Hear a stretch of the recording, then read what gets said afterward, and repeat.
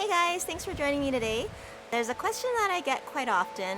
Is there an enduro motorcycle that I would recommend for short riders like ourselves? That is definitely my niche, thinking of bikes that I could potentially ride and also other short people. I'd like to run through some of my thoughts with you guys today. The BMW lineup from BMW, I haven't been able to ride anything from them until the last 2 years here. Because of being a newer rider and being a shorter rider, their entire lineup is mostly geared towards tall German men. So the G310R, as I've mentioned before, is a bike that will fit a short person like me. And last year and this year I got to try the R9T, but also I've gotten to try the F700GS. Overall, it wasn't really exciting. It was kind of like, it's a good bike if you're getting into riding and you want to do some off-road riding. The F700GS is a bike that a short person like myself can fit on, in particular if it's a low suspension from the factory model or if it's the low seat that you put on. So with those two combined, it'll fit. For myself, I think it just had the low seat, and it may have been one or the other, but I know it was with one or the other or both, I can fit on all those bikes.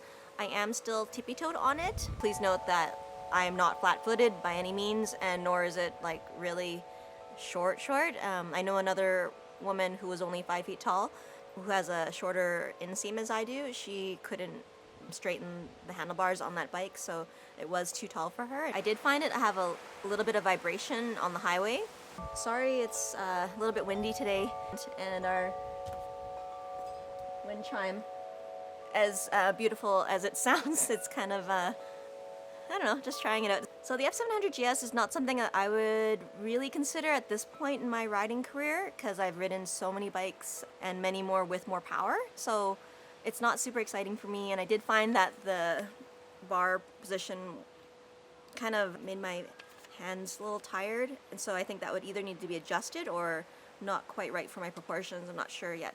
After switching with a customer with the R9T, I really loved the R9T. That was such a blast. And so I was over the moon about R9T and then quite meh about the F700GS, but overall it's still a very fair bike, and anyone would be lucky to have a bike like that. Another option for a low seat height bike for enduro riders is the Triumph Tiger XRX. I'm so excited that Triumph has come out with a bike that is short enough for a small person, but also enduro ready. And I sat on this bike many times. I haven't been able to ride it because there hasn't been a demo model available, but as you guys know, because I love the Triumph Street Triple, I love the triple cylinder engine. It's going to be smooth, it's going to be a really good bike, and I love the sound. So whenever I hear this twirling, whirling sound, I either think it's going to be the Street Triple or it's going to be a Tiger 800.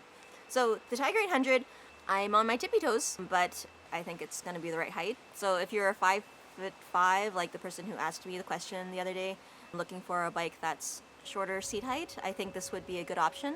As always, I do recommend you guys go to your local dealers, sit on these bikes, see how you feel on them. Everything is so, up to you to choose what you're comfortable with and with what you have experience riding and what you like, personal preference. Also, I want to tell you guys about the Kawasaki Versys 300, Versys X 300 ABS, I believe. And I've sat on it in the showroom, and I was so excited to see it in person. Everyone's asking about it. And unfortunately, the seat height is quite tall. It's 32.08 inches seat height, so I could barely straighten the handlebars. I don't know if I could actually ride it. So with the 300 size, I'm kind of confused, because usually the shorter people who want the smaller bike, smaller displacement and less weight, that's who it's attracting, but it's not a short bike by any means. So if you're an average height person or taller, there's a lot of options out there for your size, and so I'm not sure who this bike is targeting, because the 300 is not a lot of power, So I don't know. Also, you guys don't even bother looking at the KLRs, the V-STROMs. They just don't fit us. Trust me, I've tried. They're just too tall. I do know of a person who said his wife had an older model KLR and they fit it with a low seat, or they had the seats shaved. Oh, boy, it's windy. The F700GS is way too tall. I've been wanting to try that bike forever and I wish I could fit on it. Same with the R1200GS. It's just too tall and too heavy for me. Not much more to it than that. There's not a lot of options, as you know, for shorties for enduro riding. It's, you know, it's part of the game. There's just not very many options. The taller suspension is necessary for the clearance. So we are very lucky that BMW has recognized there are short people, men and women, who want lower seat heights, and it's such a big market actually. A lot of people aren't tall. But if you are a tall, normal sized person, you know, let's say 5'8" and up, I would strongly consider the R1200GS. It's an overall really awesome bike. Comes with everything. Obviously the price point is kind of high, but it's a, you know, the 800 versus the 1200. The 1200 is a more balanced bike. The weight is low and you don't feel that weight. It seems to be a bigger and heavier bike, but it's a better balanced bike and the weight isn't up high like the 800. I've heard amazing things about the KTMs. Again, KTM is a brand that is geared towards Austrian men, so they're all tall, not little petite Asian girls like me. So within the KTM lineup, the only bike I can ride comfortably is the 390 Duke.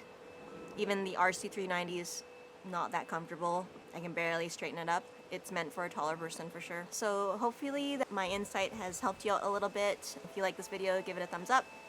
Otherwise, I'll see you guys later.